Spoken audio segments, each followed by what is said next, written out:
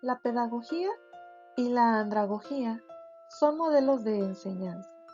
¿Cuáles son las diferencias más significativas entre ellos? Inicialmente, la educación para adultos era conducida a través de un modelo pedagógico y enfrentaba a los profesores a situaciones complejas. Por ejemplo, el docente que pensaba o decía, compórtense como adultos. Creo que estoy tratando con gente madura. Ya están suficientemente grandecitos. ¿Les parecen conocidos estos pensamientos o expresiones? Estos eran usados cuando el profesor veía que sus alumnos no respondían a sus expectativas de madurez dentro del proceso de enseñanza-aprendizaje en el aula. Fue entonces cuando algunas personas se comenzaron a interesar en el asunto, mientras se preguntaban ¿qué propicia estos comentarios o estos pensamientos? Al buscar una explicación encontraron que básicamente sucedía porque los docentes intentaban encajar a sus alumnos en un molde en el que probablemente no podían ajustarse. Ellos buscaban enseñar a sus alumnos con los principios de la pedagogía, dado que era el único modelo teórico de enseñanza que existía. Pero, ¿de qué se trata este modelo? Pedagogía es un término que significa conducción, arte y ciencia de enseñar a los niños, y utiliza los métodos didácticos para llevar a la práctica la enseñanza de niños y adolescentes. Su fundamento principal está en las características del crecimiento, desarrollo y madurez mental del ser humano. Las estrategias de enseñanza que aplican son realizadas por el profesor o maestro y son adecuadas para estudiantes de hasta 15 años. Entonces, ¿qué pasó?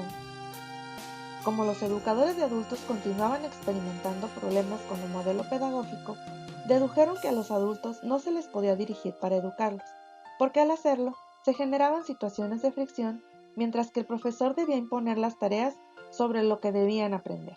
Además, se dieron cuenta que la descripción de las características de los estudiantes estaba dirigida hacia los niños y no a los adultos. Así, con el transcurrir del tiempo y después de una serie de investigaciones, se confirmó la necesidad de establecer un modelo capaz de subsanar estas diferencias. Para empezar, se comenzó por darle un nombre y se le llamó andragogía, que proviene de la voz griega aner, que significa hombre. Originalmente, se definió como el arte y la ciencia de ayudar a los adultos a aprender. Ichter reconoció que los modos de adquisición de conocimientos del adulto son diferentes de los del niño. Específicamente señaló que en general los niños primero memorizan y luego comprenden, mientras que el adulto primero comprende y luego memoriza. Las estrategias didácticas se fundamentan en una serie de actividades y tareas orientadas por el facilitador, con criterios de participación y horizontalidad, que capacitan a los participantes considerando sus experiencias en el manejo de información a través de métodos, técnicas y procedimientos que les permiten aprender con efectividad nuevos conocimientos de manera autodirigida. El educando adulto frecuentemente sabe mucho más sobre algunos temas aún que el mismo educador. Por tanto, esto no solo lo coloca en una posición de poner en entredicho aquello que se le ofrece en una situación de aprendizaje, sino también en la de poder absorber con mayor facilidad ideas nuevas relacionadas con sus experiencias y saberes previos, que le permiten contribuir de modo importante en la educación de sus compañeros. Sus fuentes de conocimiento son su trabajo, la vida familiar, el nivel escolar y el contexto donde se desenvuelve. Kidd expresa que los adultos de todas las edades pueden aprender eficazmente, es decir, la edad no ejerce poder de veto sobre el aprendizaje. El doctor Félix Gregorio Adam Esteves, de origen venezolano, es considerado el padre de la andragogía en Latinoamérica y es quien ha definido la diferencia entre pedagogía y andragogía que enseguida revisaremos. En pedagogía, en el rubro de la relación entre los componentes, se da entre el adulto y el niño de una manera vertical y dependiente, mientras que en la andragogía, la relación es entre adulto-adulto de forma horizontal y participativa.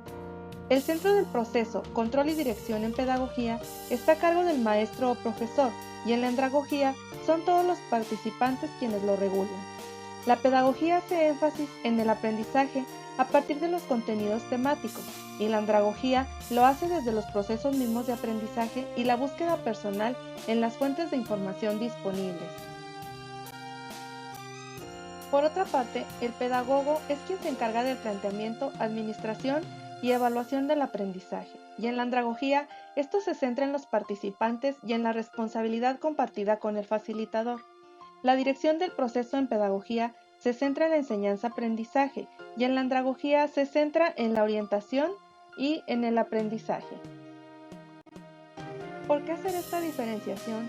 Lowe, un investigador importante, recolectó diferentes investigaciones realizadas en Estados Unidos que proporcionaron resultados valiosos acerca de la aptitud para aprender de los adultos. Él hizo ver la necesidad de entender mejor al humano adulto. Las buenas noticias es que llegó a las siguientes conclusiones. La inteligencia no declina automáticamente con la edad. La fluidez verbal y la facultad de comprensión aumentan considerablemente. La capacidad de relacionar hechos y fenómenos es superior. El adulto es completamente capaz de emitir juicios críticos, de analizar y razonar lógicamente. Además, puede percibir fácilmente fenómenos globales, al mismo tiempo que comprende las cosas a detalle. El deseo por aprender y el interés por las asignaturas que se aprenderán parece ejercer mayor influencia sobre la capacidad de aprendizaje que cualquier otro factor. El hecho es que está automotivado. Por otra parte, también identificó las no tan buenas noticias que requieren ser tomadas en cuenta por los educadores de adultos y son que las reacciones rápidas en los adultos tienden a disminuir, al igual que la aptitud para solucionar problemas y las aptitudes motrices. Sin embargo, los adultos manifiestan por lo general un deseo intenso por cultivarse e informarse de los asuntos humanos. Estos rasgos de los adultos nos llevan a entender la diferencia que debe haber entre la educación de los adultos y los jóvenes. Y como dice Knowles, en el principio era la pedagogía y ahora vino la andragogía. Ahora que conocemos un poco más de los rasgos que caracterizan a los estudiantes adultos, podemos comprender mejor los supuestos bajo los cuales se rige la andragogía. En la tabla se presenta una revisión de estos con relación a los que plantea la pedagogía.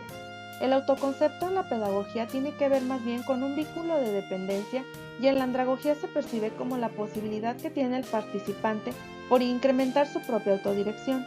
La experiencia en la pedagogía, a decir de algunos autores, tiene poco valor para el proceso de enseñanza-aprendizaje, mientras que en la andragogía se considera como un recurso valioso para él mismo. La disposición para aprender en la educación de los niños tiene más que ver con el desarrollo biológico y la presión social, y en la educación de los adultos se relaciona con las tareas del desarrollo, es decir, con los roles sociales que desempeñan. En cuanto a la aplicación del aprendizaje, en la andragogía se pone en práctica de manera inmediata y en la pedagogía es diferida.